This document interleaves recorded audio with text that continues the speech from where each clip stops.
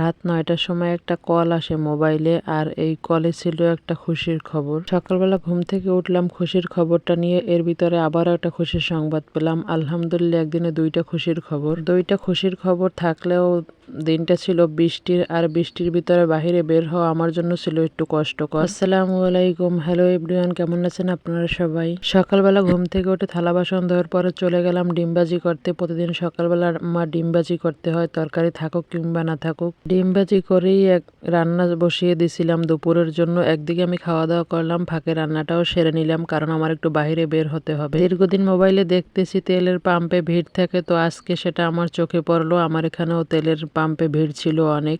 যারা আমার রান্না এখান থেকে ভিডিও দেখেন তারা সবাই জানেন আমার এখানে কতটা পরিমাণ ভিড় হয়। তেলের পাম্প থেকে শুরু করে বাস স্ট্যান্ড পর্যন্ত ভিড় জমছিল আমি যেদিন বের হয়েছিলাম। রান্নার ফাঁকে ফাঁকে একদিকে মেয়েকে তৈরি করছিলাম, আর একদিকে আমি রান্না করছিলাম। আর আজকের আমার রেসিপিতে ছিল পুঁটি মাছ তেলে ভাজি করা, আর সেই সাথে ছিল বুটের ডাল ঘন ঘন করে রান্না করা। সবসময় ভালো মন্দ খাওয়া হয় না, ভালোর সাথে সাথে মন্দও খাওয়া হয়, তবে আমি যেদিন যেটা রান্না করি সেটাই আপনাদের মাঝে শেয়ার করি।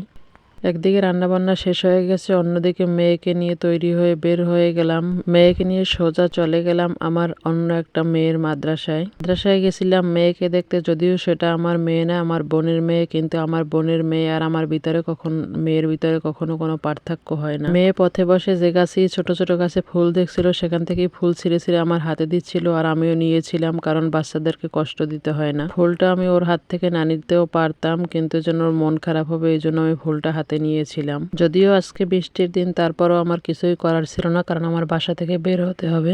আমি তেলের পাম্পের এখানেই নামছিলাম গাড়ি থেকে নামার পরে মেয়ের জন্য হালকা কিছু খাবার নিয়েছিলাম, চকলেট, চকোবিন, কিছু বিস্কুট নিয়েছিলাম, সাথে নিয়েছিলাম 2-1 প্যাকেট চানাচুর। হঠাৎ করে বৃষ্টি, বাচ্চারাও চারদিকে দুষ্টামি করতেছিল প্রচুর পরিমাণে। যদিও এখন বৃষ্টির পানিতে ভিজা ঠিক না, তারপরও বাচ্চাদেরকে বুঝিয়ে ঘরে রাখা যায় না। আমরা যথাসাধ্য চেষ্টা করি বাচ্চাদেরকে ঘরে রাখার জন্য, কিন্তু ওরা কোন ফাঁক দিয়ে বের হয়ে যায় সেটা বোঝাই যায় না। মাদ্রাসা থেকে আসতে আসতে আমার অনেক দেরি হয়েছিল, কারণ বৃষ্টির ভিতরে গাড়ি পাইছিলাম না। একদিকে তো তেলের পাম্পের ওখানে অনেক ভিড়, অন্যদিকে দুপুরবেলা গাড়িও পাওয়া যায় না। আর আমার রাস্তাটাও ছিল উল্টো রাস্তা, সব গাড়ি লোড হয়ে আসছিল। অসিজনের কচুরলতি, কিন্তু কচুরলতিটা আমার কাছে খুব ভালো লাগে, এই জন্য কচুরলতি রান্না করলাম, সেটা আবার চিংড়ি মাছ ছাড়া ডিম দিয়ে। যারা আমার নিয়মিত ভিডিও দেখেন তারা সবাই জানেন আমার 2টা গাছ আছে, পেঁপে গাছ। একটা গাছ কেটে ফেলেছি, অন্য আর একটা আছে, তো সেই গাছটা একটা পেঁপে পাকছিল।